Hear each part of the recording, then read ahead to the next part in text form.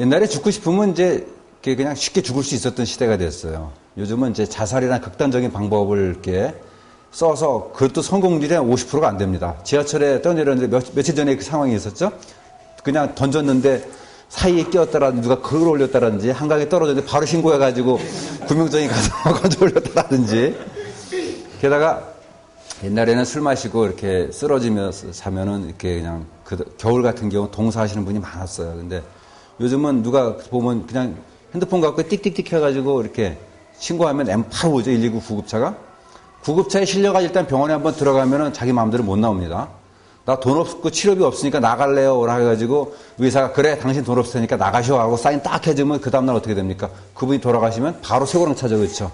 그래서 죽고 싶어도 마음대로 못 죽는 세상이 되어버렸고 의학적인이나 건강에 대한 관심이 많아지다 보니까 제가 볼 때는 지금 저도 전문가가 아니라 막연한 기대입니다만은 지금 제가 이제 45인데 제가 한 110세나 120세까지 살지 않을까 하는 생각을 가져요. 그래서 살고 싶어 사는 게 아니라 그렇게 살 수밖에 없지 않을까. 그래서 저는 이제 리타이어하는 그 시점을 85세로 잡습니다. 만 85세까지 이제 앞으로 40년 남았고요. 그래서 40년 동안 계속해서 저는 2분의 1을 하고 싶은데 그래서 85세까지 앞으로도 40년을 내가 2분의 1을 하려고 그러면은 어떻게 어떤 분야에 어떻게 특화시켜서 어떤 포지션을 갖고 어느 정도 레벨에서 어떻게 내가 어떤 분야의 전문성을 기르고 가져가야 되겠지 않겠냐. 그런 관점에 대해서 굉장히 고민을 많이 합니다. 좀 전에 말씀해 주신 것도 굉장히 좋은 방법이에요. 제 개인적인 얘기지만은 올 한 해 같은 경우는 공부하러 다니고 뭐 이거 하다 보니까 사실은 이제 개인적인 비즈니스나 아니면 이렇게 다른 개인적인 비즈니스 통해 가지고 벌어들인 인컴 자체보다 소위 투자를 통한 인컴이 2배가 더 많아졌어요. 그래서 투자 안 해놨으면 큰일 날 뻔했다는 게 올 한 해가 됐는데 어쨌건 어떤 삶을 이렇게 살아가시든 간에 관계없이 죽기 그 직전까지 우리가 경험하는 모든 게 다 커리어 개발의 단 일환이고 과정이다라는 생각만 가져주시면 좋겠습니다. 미국의 한 연구소에서 이렇게 연구한 결과입니다. 그래서 여기 나와 있는 것처럼 1,500명 중에서 그 101명이 억만장자가 이제 20년에 나왔는데 101명 중에서 100명 모두 자신이 좋아하는 일을 선택한 사람이었다라는 결과입니다. 이런 연구들은 일일이 20년간에 걸쳐가지고 종단적인 연구를 해줘야 되죠. 그러니까 횡단 연구가 아니라 종단 연구를 하다 보니까 상당히 긴 시간이 걸려서 결과는 간단한데 어쩌면 이렇게 나왔습니다. 한국에서 어떤 성공한 사람들 같은 경우 보면은 뭐 권력 측근에 있는 분들도 되게 많이 계시지만 끝이 항상 안 좋더라고요. 요즘 같은 경우에. 물론 뭐 천년 만년 갈지 모르겠습니다만은 중요한 거는 보통 우리 사람들 같은 경우에는 정말 내가 좋아하는 게 무엇인지를 아는 게 중요하다는 거죠. 알 수만 있다면 내가 정말로 좋아하는 걸 안다 그러면 더 많은 관심과 에너지를 쏟아부을 수 있을 것이고 당연히 성공 확률은 높아집니다. 뭐 회사에서 권하는 좋은 직무, 남이 권하는 좋은 직무가 아니라 내가 좋아하는 걸 찾는 게 커리어 개발의 가장 첫 번째 과정이다라고 이렇게 보시면 좋겠습니다. 2002년도인가요? 저희 회사에서 이렇게 커리어 플랜이 중요한 이유 가지고 한 300분 정도를 대상으로 서베이를 한번 한 적이 있어요. 예, 그 해본 결과가 성공한 사람들은 생애에 이렇게 뭐 글로 썼든 안 썼든 나름대로 정확한 플랜을 가지고 있다라는 것부터 시작해가지고 생애 계획을 바탕으로 자신의 비전을 설계하고 경력 가치를 높여 나간다라고 아주 구체적으로 MBTI식으로 표현하면은 뭐 ESTJ나 ISTJ 성향이 있는 분들이 이렇게 잘하죠. 그래서 이런 분들 같은 경우 그래서 이런 것들이 역시 우리나라에서도 어느 정도 이렇게 확인되고 있지 않겠는가. 우리가 인식적이거나 또는 감각적으로 알고 있는 것이 실제 사례에서도 많이 나타나더라는 걸 갖다가 충분히 말씀을 드릴 수 있겠습니다. 자, 아직 먼 얘기일 수도 있겠지만요. 지금부터 30년 정도가 흐른 후에 어느 날 갑자기 여러분께서 돌아가셨습니다. 참 어떻게 보면 행복한 일이고 어떻게 보면 불행한 일인데 어쨌건 커리어 개발이라는 과정이 딱 스톱되는 그 시점입니다. 그 다음날 아침에 여러분의 어떤 신문기사가 났어요. 어떤 글이 신문기사에 실렸을까를 한번 상상해 보는 겁니다. 요 설명을 드리기 전에, 요 작성하시기 전에 제가 조금 도와드리기 위해서 하나의 사례를 말씀드리겠습니다. 노벨상이 어떻게 만들어졌는지 이렇게 들어보신 분 계시죠? 노벨상의 유래라고 그럴까요? 혹시 알고 계신 분 계십니까? 노벨상의 유래? 왜 노벨상이 생겼을까? 혹시 노벨이 원래 굉장히 부자죠. 예, 알프레드 노벨 굉장히 부자고 뭐 석유 재벌에다가 뭐 그다음에 제조업체도 많이 가지고 있었고 또 금융도 장악하고 있었고 유럽 쪽에서. 근데 어느 날 알프레드 노벨이 이제 아침에 일어나가지고 신문을 딱 보니까 죽음의 상인 노벨 사망하다 이렇게 딱 기사에 딱 났답니다. 자기는 살아있는데 자기가 죽었다고 기사에 나온 거예요. 그래가지고 그가 했던 좋은 일, 선한 일도 굉장히 많이 했었거든요. 그거 다 제껴놓고 다이너마이트란 폭탄을 만들어가지고 얼마나 많은 사람을 갖다 죽였으며 러시아의 그 석유를 독점해가지고 얼마나 많은 경제적 핍박을 만들었으며 이런 악덕 기사들만 쫙 나온 겁니다. 근데 사실은 그 노벨이 죽어서 그 기사가 나온 게 아니고 동생인 이제 프레드릭 노벨이 이제 죽은 걸 기자가 이렇게 착각을 해가지고 알프레드 노벨이 죽은 걸로 착각해서 그 기사를 썼다라고 이렇게 알려지고 있습니다만은 노벨이 그 기사를 보고 나서 크게 반성을 하고 사람들은 나에 대해서 이런 인식을 가지고 있구나. 내가 죽으면 사람들한테는 이렇게 기억되겠구나라고 굉장히 후회를 많이 하고 그 전까지 노벨이 이제 자기 죽을 때를 대비해서 3번의 유언장을 고쳤었습니다. 3번에 걸쳐서. 그리고 다시 변호사를 불러가지고 4번째 유언장을 쓰면서 많은 돈을 기부할 테니까 그걸 가지고 인류의 평화와 안정과 발전에 기여한 분들에게 그 후원금을 주고 그다음 상을 줘라 해가지고 그 유언장을 썼던 게 4번째 유언장입니다. 그래서 결국 노벨은 죽을 때까지 7번에 걸쳐 노벨 유언장을 고쳐 썼습니다만은 결국 노벨이 제정했다고 그러나요? 제정이죠. 노벨상이 만들어진 유래 자체는 내가 사람들한테 이렇게 기억되고 이렇게 인식되고 있구나에 대한 큰 반성에서부터 나왔다라고 합니다. 여러분들 모두가 어떻게 기억될지는 잘 모르겠어요. 저도 잘 모르는 입장인데 제 가족들한테나마 기억이 될까? 아니면 가족을 떠나서 가까운 동호회 친구라든지 아니면 직업적으로 알게 된 분들이라든지 얼마나 많은 분들이 저를 이렇게 기억해 줄 수는 모르겠습니다만은 이런 관점에서 쓸 수 있죠. 기억해 줄 수 있을까의 관점이 아니라 내가 죽었을 때 사람들은 나를 이렇게 기억해 주면 좋겠다라는 관점에서 여러분들이 사망 기사가 신문에 났다. 하다못해 조그만 지역신문이라도 났다라고 한번 가정을 해보십시오. 그리고 사망 기사를 한 5분 정도 걸쳐가지고 한번 직접 작성을 한번 해보시겠습니다. 여러분들이 돌아가셨을 때의 사망 기사입니다.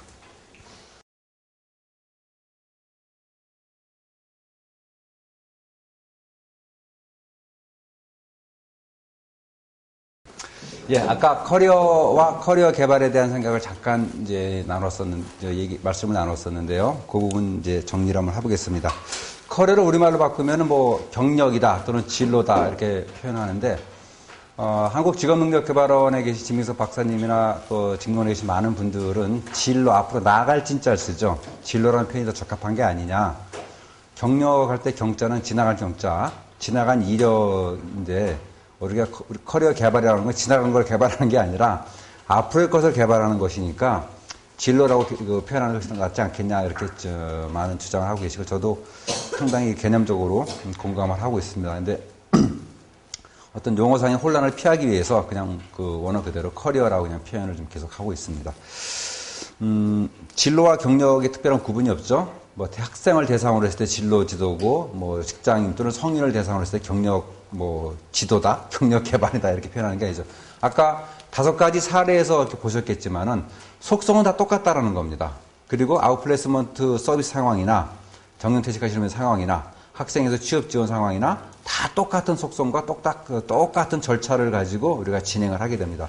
일반적이고 보편적인 어떤 그 절차적인 것이 정립되어 있다 이렇게 보시면 좋겠습니다.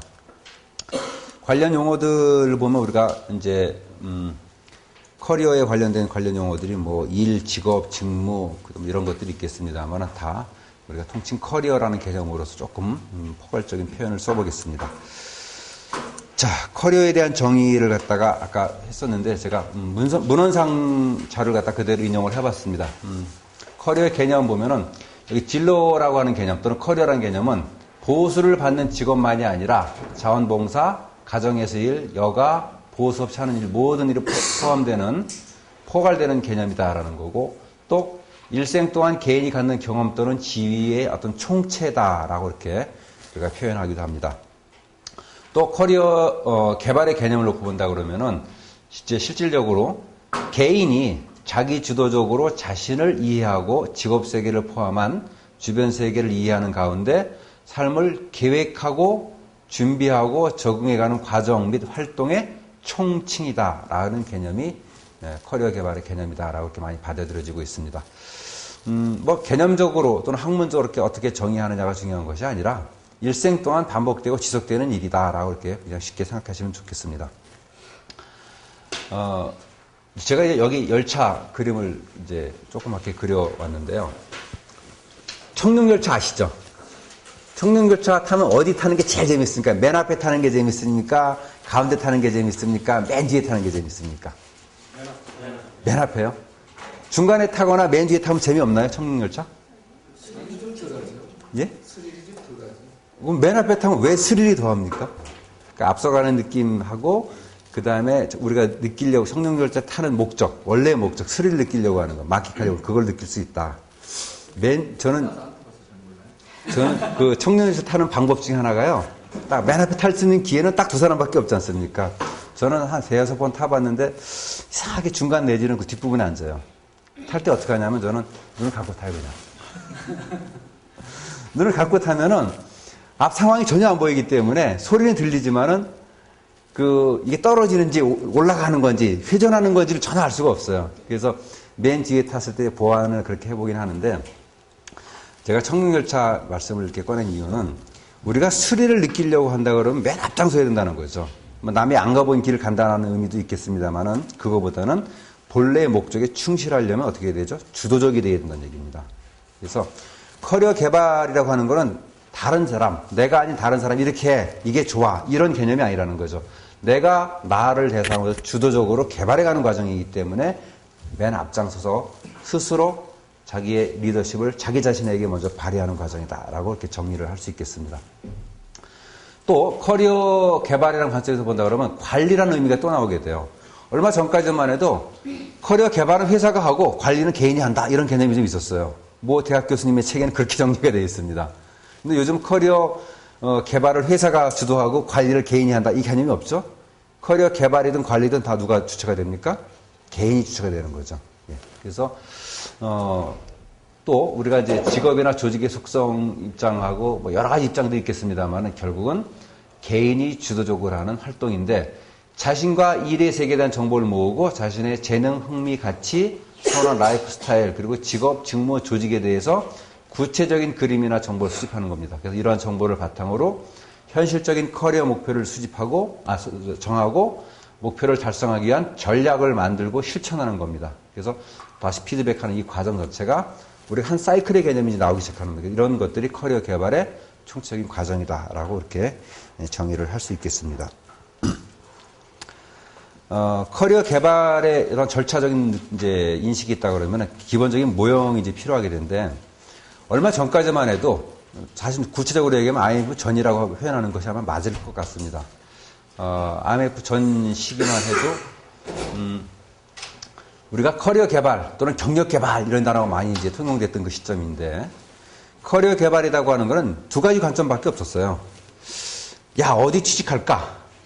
뭐 어떤 일을 하면 좋을까? 그래서 Where am I going 해가지고 어디 가면 좋을까라고 하는 이런 관점. 그래서 이 관점에 따라 가지고 우리가 경력 또는 직업, 직무 정보를 구하고 시장 정보를 구하고 그 다음에 뭐 어디 내가 취직하기 위해서 뭐 카페를 만든다라든지 뭐 노력을 하고 사람을 네트워크를 만들기 위해서 이런 노력을 하는 것.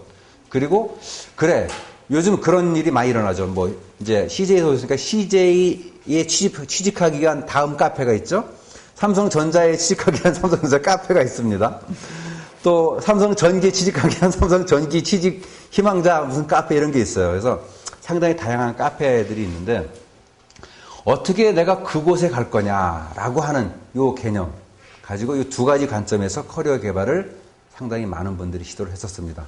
그런데 더 문제가 되는 게 뭐냐면은 이 두 가지밖에 생각 안 한다는 것도 문제가 있었습니다만은 일단 한번 요 관계에 있어가지고 성공을 합니다. 그러면 더 이상 이제 커리어 개발은 없다. 평생 나는 이 직장에서 뼈를 묻으련다. 뭐 이런 생각을 가졌던 게 정확하게 IMF 전 단계까지 그 상황이었던 거죠. 지금은 이런 생각 갖는 분은 사실 없어요. 왜 그런가라고 하는 그 이유를 찾아보는 것보다 사실 커리어 개발이라고 하는 것은 이 두 가지 관점이 아니라 더 중요한 관점이 있습니다. 도대체 나는 누구인가? Who am I? 아까 여행을 갈 때 내가 무엇을 가지고 갈 건가라는 개념이 있었죠. What do I have랑 똑같은 개념입니다. 내가 가지고 있는 것 또는 도대체 나는 누구인가? 나는 어떤 흥미, 취미, 관심, 역량들을 가지고 있고 내 밸류는 뭐고 내가 남기고 싶은 유산은 뭐고 이런 개념들 이런 것들이 다 서로 영향을 줘가지고 우리가 커리어 개발의 한 중요한 세 요소로서 세 기둥으로 작용을 한다라는 겁니다.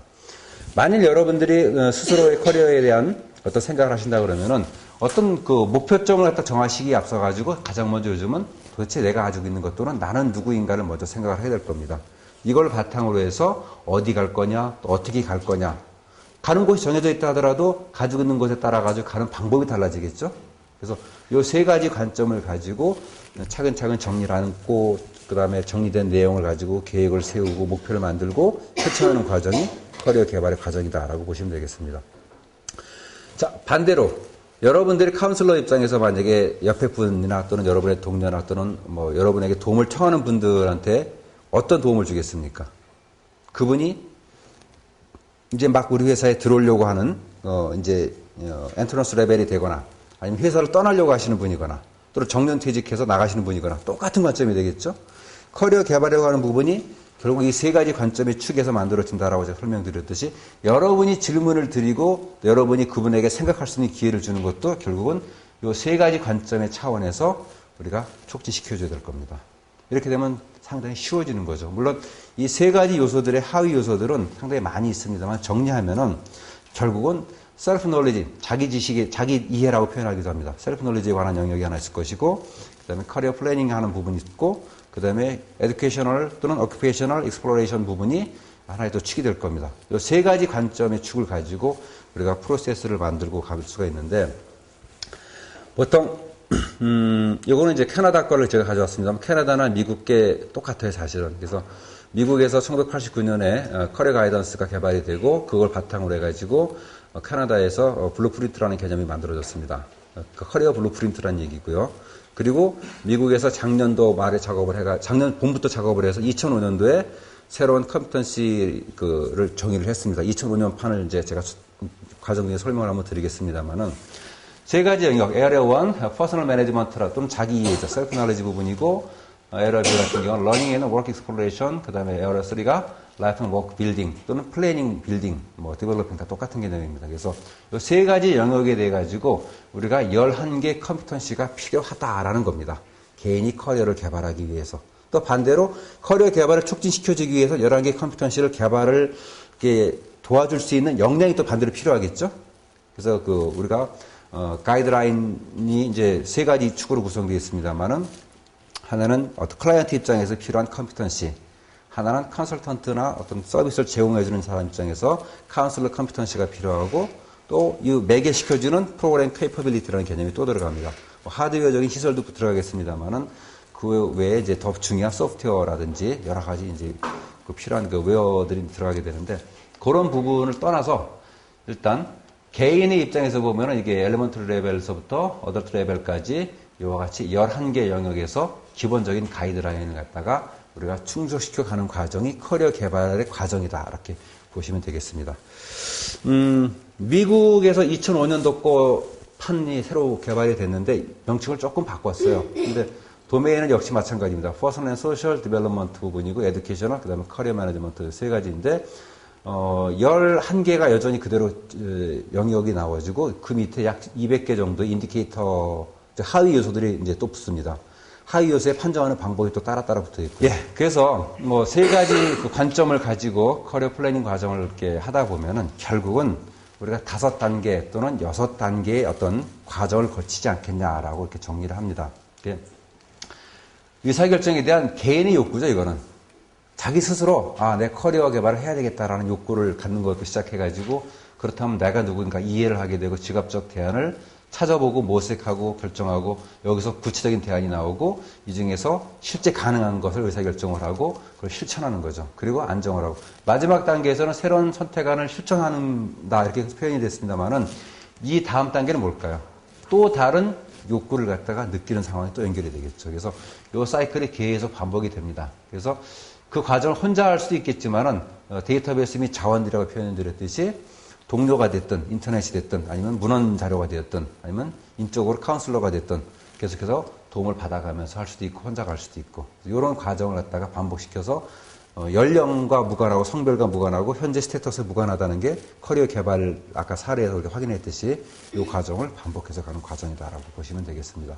그래서 이 과정, 이 커리어 피트니스 플래닝 과정은 어디까지 가겠습니까? 6단계 과정까지 중에서. 여기 3단계하고 4단계 사이까지 이렇게 갑니다. 나머지 부분은 4, 5, 6은 실천 부분이죠. 예, 그래서 잡스킬 같은 경우에는 사실 5단계에 들어가는 거고 또 아까 말씀드린 대로 어떤 그 상위 개념이 아니라 프랙티스의 하위 개념으로 들어가기 때문에 이런 경우들은 이제 그냥 주니어 컨설턴트들이 이렇게 워크숍 통해 가지고 그냥 다 전달을 할 수가 있어요.